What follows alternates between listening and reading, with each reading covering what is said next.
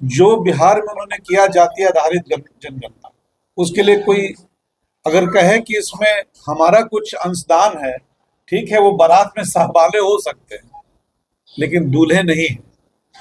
यहाँ पर जो नीति बनी, जो नेतृत्व हुआ और जो निर्णय लेकर जो जाति आधारित जनगणना कराया गया, हम उसके बारे में बताते हैं, वो भी बहुत डीपली कराया गया। एक बात ये है, और आज इतने हर्ष के साथ हम लोग ये व्यक्त कर रहे हैं कि हमारे यशस्वी प्रधानमंत्री जी ने आज, उसके पीछे एक छोटी सी कहानी हम बताएंगे कि वो उनके नेतृत्व में ये आ गया कि पूरे भारत में जाति आधारित जनगणना होगी। इसके पीछे की कहानी जानना बहुत जरूरी है, जो हमारे नेता विजय चौधरी जी ने कल बताया। आप थोड़ा सा पीछे जाएंगे तो 2019, 2020 में एनडीए की सरकार थी और उसी समय संयुक्त रूप से हाउस से पास हुआ था कि हम जाति आधारित जनगणना कराएंगे। उस समय राजद हमारे साथ नहीं था, कांग्रेस हमारे साथ नहीं था।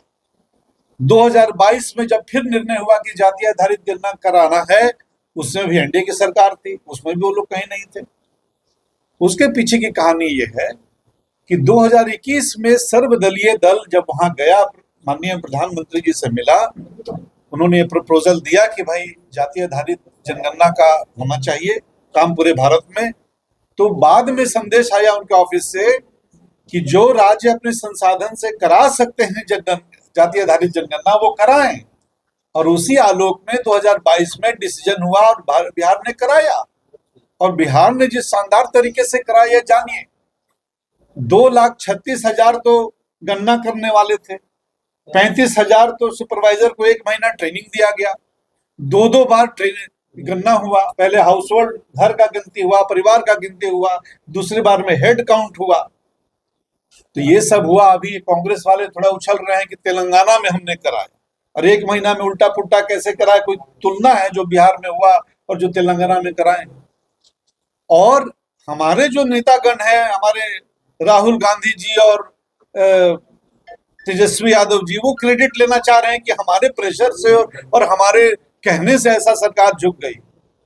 ये बिल्कुल इसी का हम लोग जबरदस्त तरीके से इस चीज को हम लोग क्लियर करके बता रहे हैं कि उनका कोई रोल नहीं था। सिर्फ तेजस्वी यादव का रोल था कि वो बारात में सहबाले के रूप में बैठे हुए थे, इसके अलावा उनका कोई रोल नहीं था।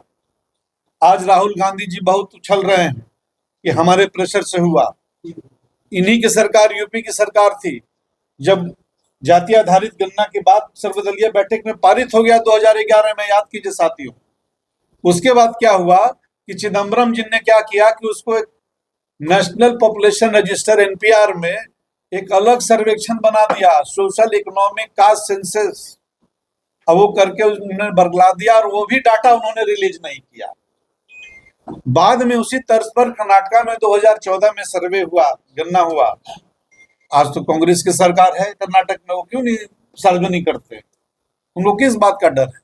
और आज जो हम लोग की बहुत खुशी है, बिहार के लोगों के लिए गर्व की बात है कि माननीय मुख्यमंत्री जी ने जिस चीज का सपना देखा, जिस चीज को 1990 में उन्होंने माननीय प्रधानमंत्री बीपी सिंह के सामने प्रश्न उठाया था, उस समय कृषि राज्य मंत्री थे हमारे नीतीश जी, कि जाति आधारित जनगणना होनी चाहिए। उस समय भी चूंकि हुआ क्या कि प्रोसेस आगे बढ़ चुका है, नहीं हो पाएगा। लेकिन हम धन्यवाद देते हैं अपने माननीय प्रधानमंत्री जी का कि 2021 में जो उन्होंने कहा था कि प्रोसेस चल गया है, दिक्कतें हैं, लेकिन अब उन्होंने बोला कि हम सब दिक्कतों को पार करके इस बार जो पूरा विस्तृत जनगणना होगा उसमें जाति आधारित जनगणना भी हमारा शामिल होगा। इन्हीं बातों को हम लोग को रखना था कि हमारे राहुल जी और तेजस्वी जी क्रेडिट लेने के चक्कर में न रहे। उनका कोई इसमें कंट्रीब्यूशन नहीं है, लालू जी का कोई कंट्रीब्यूशन नहीं है, तो बहुत किंग मेकर थे। तो क्यों नहीं 2011 में जब एससी बीसी में जब सेग्रीगेटेड कर दिया, उसको अलग बना दिया सर्वेक्षण चिदम्बरम जी ने, तो क्यों उन्होंने विरोध नहीं किया? ये हमारा प्रश्न है। अब बोलने से क्या फायदा होता? हमारा स्पष्ट संदेश है साथियों कि आज जो काम हुआ है पूरे भारत में, अगर जातीय जनगणना हुई, अगर याद रखा जाएगा तो वो माननीय प्रधानमंत्री नरेंद्र मोदी जी को याद रखा जाएगा। और बिहार में जातीय जनगणना हुई, उसके लिए किसको याद रखा जाएगा? माननीय नीतीश कुमार जी को। इसको कोई झुटला नहीं सकता, ये सत्य है। तो यही बात हम लोग पुरजोर तरीके से एक मैसेज आपके माध्यम से जनता को देना चाह रहे हैं, समाज को देना चाह रहे हैं। और हम जो वाजिब हमने किया है, ये जातीय जनगणना का जो हमारा मुख्य क्या था सोच, कि एक पता चल जाए कि किसका क्या हक है, संसाधन आवंटन करने में आसान होगा, आरक्षण नीति बनाने में आसान होगा। आज सब लोग को समझ में आ गया, देखिए अब उसका काम होगा और सबको इसका लाभ मिलेगा। यही साथियों हम लोग को कहना था। उस नारे का क्या होगा जो बांटेंगे तो कटेंगे? बिहार में जो जातीय जनगणना हुआ, उसके बाद उसका कोई मतलब पॉजिटिव रिजल्ट इसका भला हुआ? देखिए, एक तो सबसे पहले आंकड़ा पता चल गया कि किस क्या है, एक आइडिया लगा। अब जो मुख्य रूप से जो कराया गया था उसका मकसद क्या था कि हम कोई योजना बना रहे हैं, ऐसे भी कोई योजनाएं जो बन रही हैं, आज 570 से ज्यादा योजनाएं चल रही हैं। आप जड़ में जाएंगे तो जो हमारा समाजवादी विचारधारा है कि अंतिम व्यक्ति के चेहरे पर मुस्कान हो, इसी तहत चाहे वो मुख्यमंत्री सड़क योजना हो, नल जल योजना हो, योजना सब उसी अनुसार बन रहा है।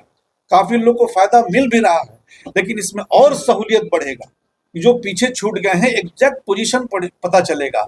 आप अपने घर में अकाउंटिंग क्यों कराते हैं, कंपनी अकाउंटिंग क्यों कराता है, क्यों पाई पाई का हिसाब सीए बोलता है, क्यों कंपनी में, क्योंकि अकाउंटिंग करने से, चीजों का पता रहने से हम बेहतर इंतजाम कर सकते हैं, बेहतर मैनेजमेंट कर सकते हैं, संसाधनों का बेहतर हम लोग आवंटन कर सकते हैं, क्योंकि संसाधन तो लिमिटेड है ना भाई।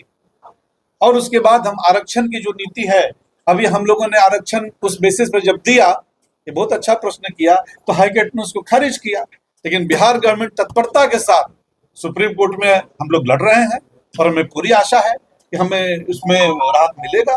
2011 में जनगणना हुआ, फिर 2025 में आखिर इतना विलंब थे, क्योंकि 2000 बिल्कुल 2021 में तो सर्वदलीय लोग गए थे ना, उस समय कोरोना के बाद एक इम्बैलेंस क्रिएट हुआ और कारणों से अब तो होगा ही होगा, अब तो अनाउंस ही हो गया कि अब जाति आधारित भी उसमें सब होना है।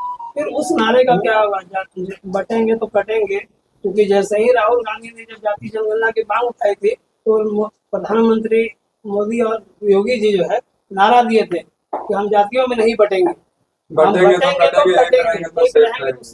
उस नारे का क्या होगा? देखिए, उस नारे में जो गहरा जो संदेश ये है ना, वो समाज को जोड़ने का है। हम जातियों में अकाउंटिंग करके उनकी संख्या जानकर उसको हम कोई नीचे और ऊपर निगाह से नहीं देख रहे हैं, हम उसको एक मानवता की नजर से देख रहे हैं।